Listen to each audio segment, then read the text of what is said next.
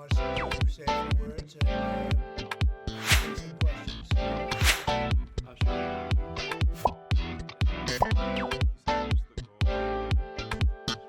X, are you okay? This is X, and he's a great guy, high IQ. He's a high IQ individual. We're going to be signing a very important deal today. It's DOGE, and I'm going to ask Elon to tell you a little bit about it and some of the things that we found, which are shocking. Billions and billions of dollars in waste, fraud, and abuse. And I think it's very important. And that's one of the reasons I got elected. I said, we're going to do that. Nobody had any idea it was that bad, that sick, and that corrupt. And it seems hard to believe that judges want to try and stop us from looking for corruption, especially when we found hundreds of millions of dollars worth, much more than that, in just a short period of time. And we want to weed out the corruption. And it seems hard to believe that a judge could say, we don't want you to do that. Well, so maybe we have to look at the judges, because that's very serious. I think it's a very serious violation. I'll ask Elon Musk to say a few words, and we'll take some questions. Elon, go ahead. Over of government and doing it in a number. But if people don't receive money, they do complain. Sure. So the at a high level, if you say what is the goal of DOGE, and I think a significant part of the presidency is to restore democracy. This may seem like, well, aren't we in a democracy? Well, if you don't have a feedback loop, okay, X, we would have to, if you it's all right. I tell you, gravitas can be difficult sometimes. If there's not a good feedback loop from the people to the government, and if you have rule of the bureaucrat, or if the bureaucracy is in charge, and then what meaning does democracy actually have? If the people cannot vote and have their will be decided by their elected representatives in the form of the president and the Senate and the House, then we don't live in a democracy, we live in a bureaucracy. So it's incredibly important that we close that feedback loop, we fix that feedback loop, and that the public's elected representatives, the president, the House, and the Senate, decide what happens, as opposed to a large unelected bureaucracy. This is not to say that there are good people who are in the federal bureaucracy, but you can't have an autonomous federal bureaucracy. You have to have one that is responsive to the people. That's the whole point of a democracy. The people voted for, and they've also got to address the deficit. So we've got a $2 trillion deficit, and if we don't do something about this deficit, the country's going bankrupt. I mean, it's really astounding that the interest payments alone on the national debt exceed the Defense Department budget, which is shocking, because we spend a lot of money on defense, and if that just keeps going, we're essentially going to bankrupt the country. So what I really want to say is, like, it's not optional for us to reduce the federal expenses; it's essential.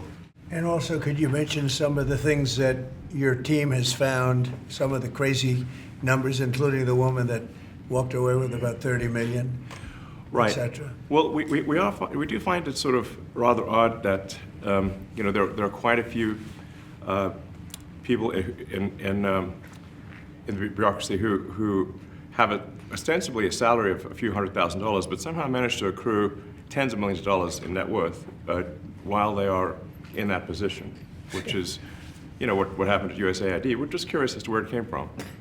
Maybe they're very good at investing, in which case we should take their investment advice, perhaps. But there seems to be mysteriously they get wealthy. We don't know why. Where does it come from? And I think the reality is that they're getting wealthy at the taxpayer expense.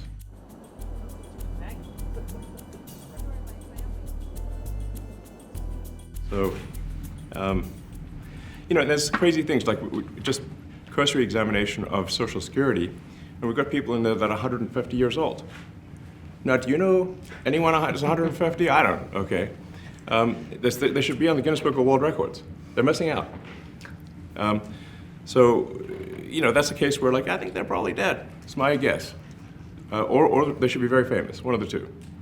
And then there are a whole bunch of Social Security payments where there's no identifying information. Well, like, why is there no identifying information? If you approve all the payments, you don't get complaints. But now we're saying that, no, actually, we are going to complain. If money is spent badly, if your taxpayer dollars are not spent in a sensible and frugal manner, then that's not okay. Your tax dollars need to be spent wisely on things that matter to the people. I mean, these things, like, it's just common sense. It's not draconian or radical, I think. And we have, for example, turned on funding for Ebola prevention and for HIV. Sorry for this. I thought my son might enjoy this, but he's sticking his fingers in my ears and stuff. So it's a bit hard to hear sometimes. Hey, stop that. The stuff we're doing with the Treasury Department is so basic that you can't believe it doesn't exist already.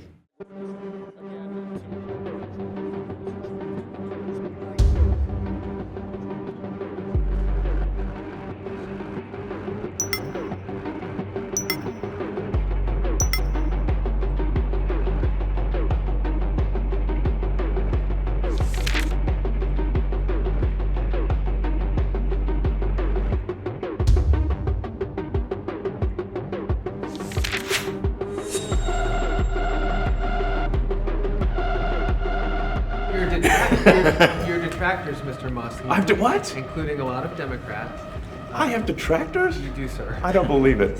say that you're orchestrating a hostile takeover of government and doing it in a non-transparent way. What's your response to that criticism? Well, first of all, you couldn't ask for a stronger mandate from the public. The public voted. We have a majority of the public voting for President Trump.